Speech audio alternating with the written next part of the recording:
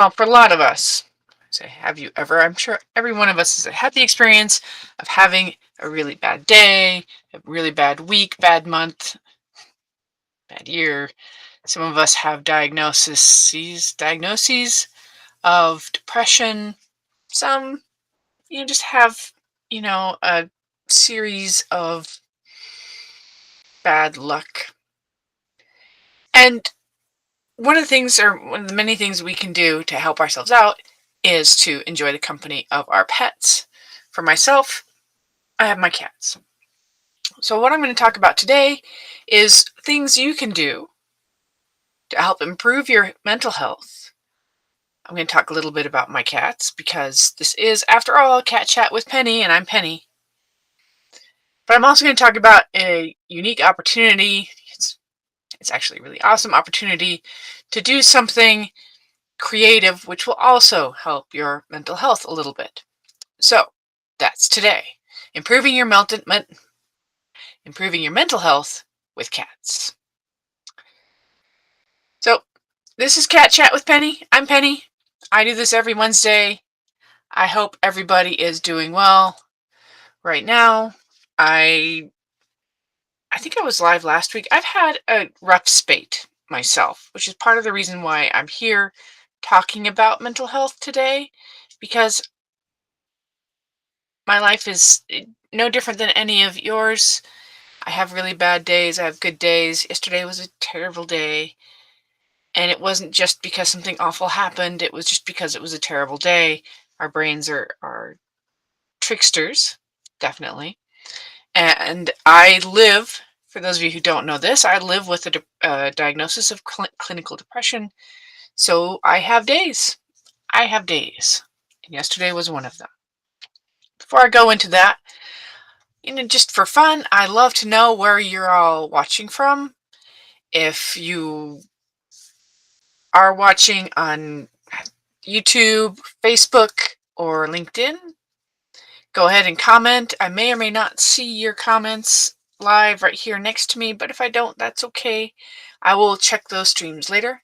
Currently broadcasting live in SHARE, which stands for Sustainable Holistic Arts and Recreation Events. SHARE with Penny and MG. I'm broadcasting live in my Facebook group, Cat Chat with Penny.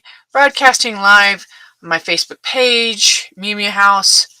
Also live on my LinkedIn page, as well as my YouTube channel, Cat Chat with Penny. Pretty clever. All right. So, I kind of jokingly say emotional support cats, and I have to tell you honestly, having the cats here. So a lot of people may I've heard more than once from people being like, "You're kind of crazy for taking care of that many cats. Why are you doing that?" And there's a couple of reasons. One is, without me doing what I'm doing, these cats, I don't even want to think about what would happen. Some of them might have been euthanized by now. Many of them would probably be sitting in a shelter, and some of them may have already passed away because of health problems that weren't getting managed correctly. So this is part of why I do what I do. The other reason why I do what I do, taking in these elderly cats, is for my own mental health. Like I said, I have a diagnosis of depression, and some days the only thing that gets me out of bed in the morning is the fact that I have 10 cats on the bed, purring loudly, so loudly they're drooling, demanding that I feed them. And I wake up and I kind of want to roll over and ignore them, but not only are they hungry and persistent, as cats will be, I also have 4 cats in this house that need medications twice a day. And if I don't get up, I'm failing my cats. For a lot of people, having a pet is the difference between life and death. For countless people, the only thing that gets them out of bed, out of the house, is the need to care for their animals. And I jokingly say emotional support cats. There are ESA cats out there. For the most part, You usually think of dogs, but there are other emotional support animals.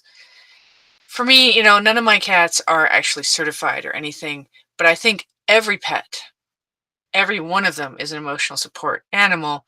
Just some of them don't have the paperwork to go with it. I mean, I know how to do CPR, but I don't have the certification. That doesn't mean I don't know how to do CPR, right? So, or people can drive cars without having a driver's license. Doesn't mean they can't drive a car. It just means they don't have the piece of paper. You can go to school and learn a whole bunch of stuff and get a diploma, or you could just learn a whole bunch of stuff and not have the diploma. That does not mean that you don't know those things. So I like to think of my cats as being emotional support animals. They're just, they just don't have the paperwork to go with them. And they know people will claim that, cats are aloof or whatever and don't care. But if only you could see the look on their faces when I'm having a really bad day and they crowd on me and suddenly, I mean, I might get frustrated because I can't breathe because there's so much fur in my face, but I know I know they're there for me. So, for me, having my pets is an important component of improving my mental health. Now, the other thing I wanted to do today is talk a little bit about something else that we can do, and because having a pet isn't always an option, right? I mean, not everybody's in a situation where they can have a pet. Not everyone can afford a pet. Not everyone's apartment is going to let them have a pet. Or, maybe you're homeless, whatever it may be. So, what else can we do? So, the reason why I'm broadcasting today, and you'll see over here, this says share. Can't really see it very well. Let me see if I can get my arm. There we go. Share. Sustainable Holistic Arts and Recreation Events. I'm actually broadcasting right now in that Facebook group. MG and I are about helping people improve their mental health with creativity. And one of the things that, it had been going on all along, but became acutely clear with the pandemic is that there are a lot of people isolated in their homes. And, it sometimes you need social interaction to function, and sometimes you need to have the opportunity to be creative. But people are afraid to be creative. Heaven forbid somebody judge your music or judge your drawing or whatever. And Share is all about not doing that. So one of the things that MG and I do is what we call creative soup. So creative soup is a event we have every Saturday night from 7 to 9 Eastern time, where we gather for 2 hours and and we do this on Zoom. So as long as you have a computer, if you're able to watch this broadcast right now, you should be able to participate in Creative Soup. And we sit together, we have prompts, we sit together and we just get creative. And it can be anything. It could be, gluing strings on a piece of paper. It can be coloring. MG and I put together a little mini mag. And right now, all the mini mags are based on fairy tales and such. So you get, before you come for the 2 hours, you get a mini mag that has a fairy tale in it and something to read, and then some coloring pages and other things to have some fun with, so that you have an opportunity to be creative. And it provides some prompts for you if you're having a hard time coming up with stuff on your own, which is fine. Sometimes, all we need is just a little nudge, and creative prompts are fantastic. There's no reason why you have to stick with them. But if you need that little extra help, it's there. And what's important about Creative Soup, though, is that we are completely judgment free. You don't, we spend an hour or so of our 2 hours creating, and then it's up to you. You have the option to share with everyone or not. You can keep it secret, keep it to yourself, write a poem, don't want to read it, that's fine.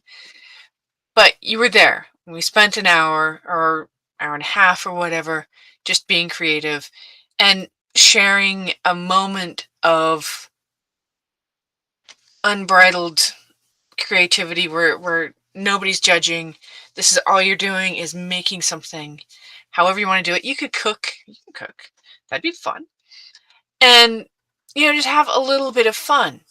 Now, if you're interested at all in participating in Creative Soup, like I said, it's Saturday nights from 7 to 9.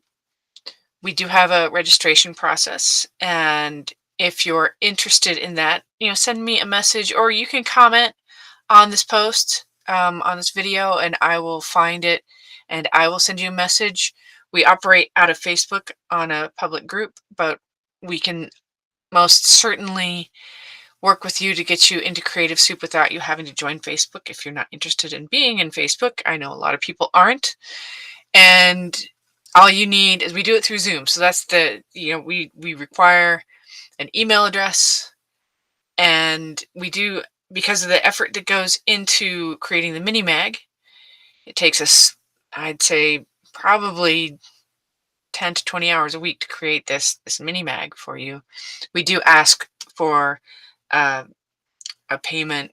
Right now it's pay as you can, but a minimum of $10 just to sort of offset the time we've spent working on it. Eventually the retail price will be $25, but you get 2 hours plus the mini mag and a great community to hang out with, and it's a lot of fun. So if you're interested in any way, drop me a message, comment, and we will work with you to help you have some creative time. For myself, I most often sit and draw pictures of cats. Go figure! Yeah, so I draw pictures of cats. People enjoy them. But I also, last week I drew a picture of a unicorn. I do art for the most part. MG, she wrote a poem last week. She's painted. We've had people do digital art. We've had songs written.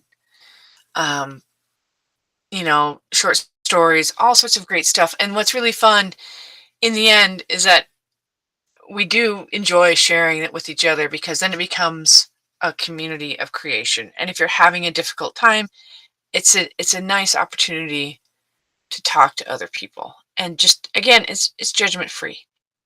So I hope you can join us.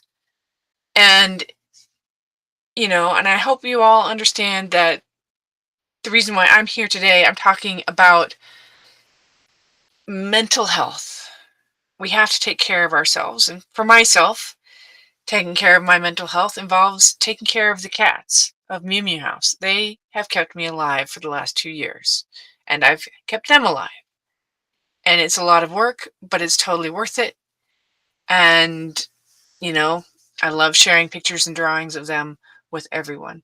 But for those of you who really just want a creative outlet, can't have pets, or don't want to have pets, which is perfectly legitimate, we have Creative Soup through Share, and we would love to have you there to do something creative with us. And this week we are, just FYI, this Saturday we're talking about The Brave Little Tailor and the history behind that fairy tale, and there may be unicorns involved, and that's what I have. So please do send me a message if you'd like to learn more about Creative Soup or any of the things that Share offers. We also do classes. We've done virtual classes, and when we feel comfortable with it, we will begin to do in-person events. But for the moment, we're still a little twitchy about COVID and trying to keep it safe. So everything we're doing is virtual at the moment, but we will move forward soon and have hopefully hybrid as well as in-person events, and probably imperfect events. And that's okay too, because part of the creative process is being imperfect. And if you want to know more, send me a message. If you're on Facebook, look for Share with Penny and MG and join the group. And I hope to see you around. If you like what you've just watched, please like and share this video, talk to your friends, and I will see